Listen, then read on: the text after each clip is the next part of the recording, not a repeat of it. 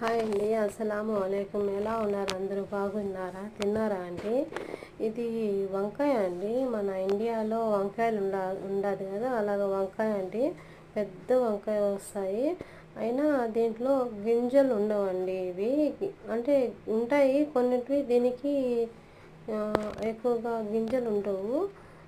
దీంట్లో ఏమంటే గుజ్జు భలే ఉంటుందండి. గుజ్జు గుజ్జుగా ఇది చేసుకొని తింటా ఉంటే సూపర్గా ఉంటుందండి ఇది. అంటే మన ఇండియాలో ఎక్కువగా నేను చూశాను కాబట్టి గింజలు ఎక్కువ కనిపిస్తాయి, కానీ ఇవి గింజలు ఎక్కువ కనిపించవండి. మొత్తం గుజ్జు గుజ్జు గుజ్జుగా, అంటే స్మూత్గా, చాలా స్మూత్గా భలే ఉంటాయి. నేను ఫస్ట్ సాల్ట్ వేసానండి. సాల్ట్, బ్లాక్ పెప్పర్, ఉప్పును, మిరియాల పొడి, ఆ తర్వాత కొంచెం ఏమంటారు కారం, మీ ఇష్టం. కారం ఎంత కావాలంటే అంత కారం వేసుకొని నేను కొంచెం వేసానండి. కానీ బాగా చేత్తో కలపాలి. నేను చేత్తో కలపలేదు, ఎందుకంటే పని ఉంది, మళ్ళీ చేతులు కారం అయిపోతాయని కలపలేదండి. ఎందుకంటే ఇక్కడ పని చేసి చేసి మా చేతులు ఏమిటంటే వేళ్ళల్లో రక్తాలు వస్తాయి. ఇవి మొత్తం సబ్బులు అవన్నీ వేసి కడుగుతాం కదా, మొత్తం అందువల్ల నేను కలపలేదు. కారం అయిపోతాయి, మళ్ళీ మంట అయిపోతుందని చేతితో కలపలేదు. చూడండి, మామూలు ఇలాగా రెండు పక్కల ఇలాగా వేయించుకోవాలండి.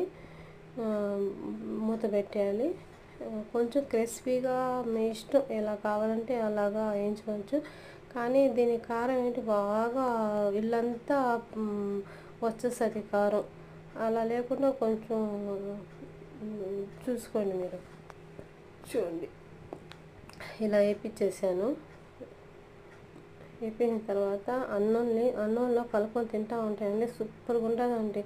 ఏం అసలు నంచుకోవడం అవసరం లేదండి. అంటే మన వడియాలు అలాగా ఇండియాలో నంచుకుంటాం కదా, ఏం లేకుండా అండి. ఇవి వంకాయతోనే మొత్తం కలిపి ఆ గుజ్జు ఆ అన్నంలో కలుపుకొని తింటూ ఉంటే సూపర్ టేస్ట్ అండి. భలే టేస్ట్గా ఉంటుంది.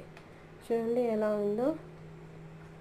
ఏం సింపుల్ అండి, ఏం ఖర్చే ఉండదు దీనికైతే. మీరు తినాలి అంటే అనుకున్నప్పుడు అప్పటికప్పుడే చేసుకొని తినవచ్చు. లేకపోతే చేసుకుని అయినా పెట్టుకోవచ్చు అండి, కొంచెం ఊరగాయలాగా.